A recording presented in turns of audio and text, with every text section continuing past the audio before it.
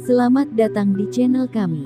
Jangan lupa untuk klik like, subscribe dan bagikan video ini.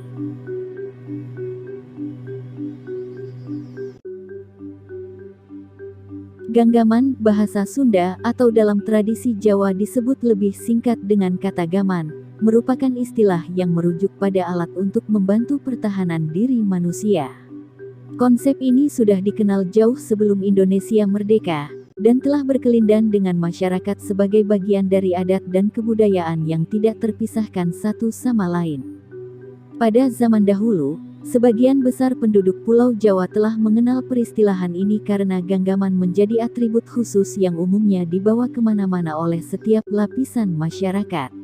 Tidak hanya kalangan atas atau bangsawan kerajaan, lapisan rakyat bawah pun memiliki gamannya sendiri-sendiri.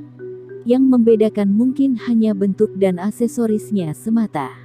Syarif Hidayatullah, yang masyhur dikenal sebagai Kanjeng Sunan Gunung Jati, juga disebut-sebut memiliki gaman istimewanya sendiri, yakni sebilah keris beraksesoris naga. Ada yang mengidentifikasinya sebagai keris Ki Kantanaga, namun ada juga yang menyatakannya sebagai keris Sang Hyang Naga. Apapun namanya, karakter utama gaman itu adalah hewan mitologi nan legendaris tersebut. Memang ada saja yang menyaksikan keberadaan keris itu dan menyebutkannya sebagai karangan para penulis babat untuk mengkultuskan sang penguasa Cirebon. Namun apabila ditelisik lebih jauh, di Tatar Pasundan, keris memang dikenal sebagai ganggaman para prabu atau raja.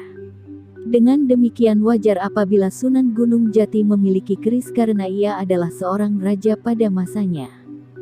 Keris milik Kanjeng Sunan Cirebon dikisahkan memiliki kesaktian yang sangat mengerikan bagi lawan. Bagaimana tidak, dalam setiap peperangan, keris itu setia menemani Sunan Gunung Jati dalam genggaman. Bersama sang empunya, Ki Sang Hyang Naga telah menaklukkan banyak wilayah dan memaksa penduduknya untuk menerima otoritas kekuasaan Cirebon atas daerah tersebut. Dengan kata lain, gaman itu tidak hanya menjadi senjata fungsional Syekh Syarif Hidayatullah, namun turut menjadi sahabat sekaligus saksi sejarah Kanjeng Sunan dalam dakwahnya menyebarkan syiar Islam di wilayah Pasundan.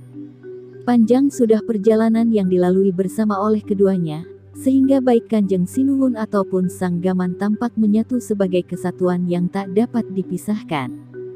Seandainya keris Sunan Gunung Jati masih ada, dan memiliki kemampuan panca indera seperti halnya manusia, maka saat ganggaman itu melihat bagaimana orang yang mengaku keturunan tuannya senantiasa berselisih dan terus terjerumus di dalam pusaran konflik yang berkesinambungan, mungkin keris itu akan menangis. Ia tahu betul, ego dan keserakahan hawa nafsu saat ini, bukanlah kepribadian yang ada dalam diri Sunan Gunung Jati.